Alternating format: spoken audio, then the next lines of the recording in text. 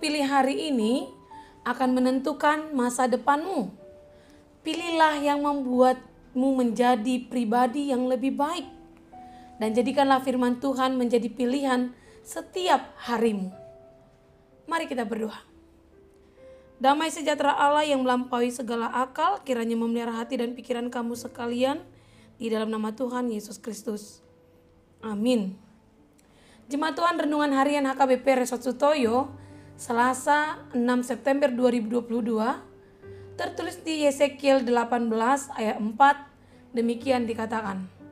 Sungguh, semua jiwa aku punya, baik jiwa ayah maupun jiwa anak aku punya. Dan orang yang berbuat dosa, itu yang harus mati.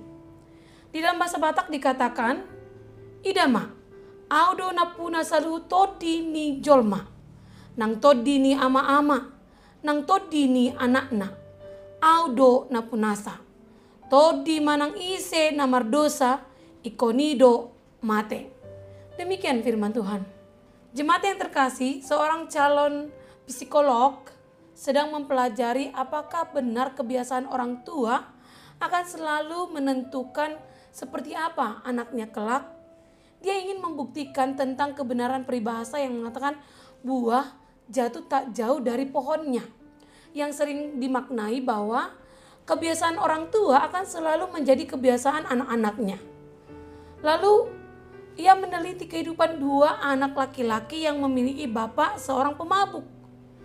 Semua orang di desa tempatnya tinggal mengetahui bahwa kebiasaan bapaknya yang setiap hari mabuk-mabukan, bahkan istrinya meninggalkannya karena kebiasaan mabuknya. Namun kedua anak laki-lakinya tetap dipelihara oleh ayah yang tidak kunjung meninggalkan kebiasaan buruknya itu. Dua orang anak yang sama-sama dibesarkan oleh ayah yang pemabuk, tetapi memiliki pilihan cara hidup yang berbeda. Anak pertama hidup sama persis dengan ayahnya, menjadi seorang pemabuk. Dan anak yang kedua tidak menyentuh alkohol sama sekali dalam hidupnya. Dia jauh lebih baik. Oleh karena itu, psikolog mewawancarai kedua anak pemabuk itu di tempat dan waktu yang berbeda. Si psikolog bertanya kepada anak pertama, "Kenapa kamu menjadi seorang yang suka mabuk-mabukan?" Lalu ia menjawab, "Itu semua karena ayahku seorang pemabuk. Itu semua karena salah ayahku. Maka aku menjadi begini. Dia merusak masa depanku."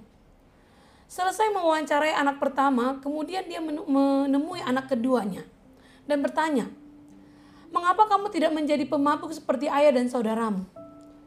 Si anak yang kedua itu menjawab, "Hidup seperti ayahku dan saudaraku tidak akan mencapai apa-apa. Justru akan semakin kehilangan segalanya. Kehilangan kesehatannya, kehilangan yang dicintai, kehilangan masa depan, terlebih kehilangan harapan dan kepercayaannya. Lagi pula, tidak ada hal baik yang ditawarkan oleh hidup dengan cara seperti mereka." Itulah jawabannya kepada psikolog yang bertanya. Pada akhirnya psikolog itu menyatakan bahwa hidup adalah pilihan. Apakah menyalahkan orang lain atau belajar dari kesalahan orang lain untuk tidak melakukan kesalahan yang sama. Demikian juga yang diberitakan dalam renungan kita hari ini, di mana pada masa pelayanan Nabi Yesekiel ada sindiran yang berkembang ketika itu yang menyatakan ayah-ayah makan buah mentah dan gigi anak-anaknya menjadi ngilu, dengan maksud bahwa umat Israel ketika itu ingin berdalih bahwa penghukuman yang akan mereka terima adalah karena dosa orang tua mereka, nenek moyang mereka, yang juga menjadi ketidakadilan yang diberikan oleh Allah bagi mereka. Maka firman Allah dengan tegas mengatakan di sini bahwa aku menghukum kamu masing-masing menurut tindakanmu. Kalau kita melanjutkan dan membaca di ayat 30. Bahwa Allah berurusan langsung dengan manusia sebagai individu. Setiap orang bertanggung jawab atas dosa-dosanya sendiri di hadapan Allah. Dan dosa yang dilakukan seorang ayah tidak berhubungan dengan anaknya. Jika ternyata seorang anak menolak mengikut perbuatan ayahnya, maka dia akan selamat. Demikian juga halnya jika seorang ayah melakukan yang benar, namun anaknya menolak meniru perbuatan baik ayahnya, maka si anak akan dihukum sesuai dengan kesalahannya. Maka jelaslah di sini bahwa seorang tidak mewarisi dosa kepada keturunannya. Keadilan Allah nyata kepada setiap individu dan kasihnya nyata bagi setiap individu yang bertobat dari dosanya. Sehingga dalam hal berbuat dosa, kita tidak dapat berdalih mempersalahkan siapapun. Tidak ada yang tersembunyi di hadapan Allah. Semua yang kita perbuat harus kita pertanggungjawabkan kepada Tuhan. Apa yang ditabur orang, itu juga yang akan dituainya.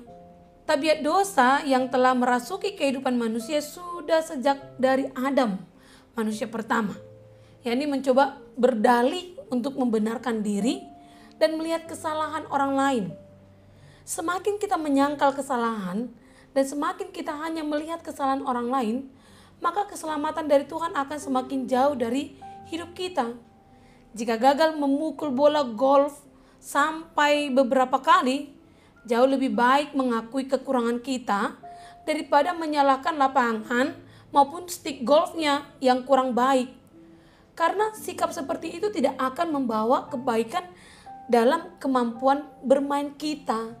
Untuk mempertahankan ego, seseorang sanggup untuk tidak melihat kekurangannya, untuk berbantah atas kekurangan orang lain. Maka seseorang yang memiliki sifat seperti ini akan selalu menganggap salah perbuatan saudaranya tanpa mempercakapkan pendapatnya. Padahal firman Tuhan justru mengajarkan kita sebaliknya. Seruan pertobatan Tuhan adalah untuk melihat dan merubah kesalahan dalam diri kita, bukan untuk melihat kelemahan dan dosa orang lain. Karena pada akhirnya Tuhan mempertanyakan perbuatan kita, bukan mempertanyakan perbuatan orang lain. Kita bisa saja marah atas dosa orang lain, namun yang Tuhan perintahkan bukan menghakimi, tetapi menasehati.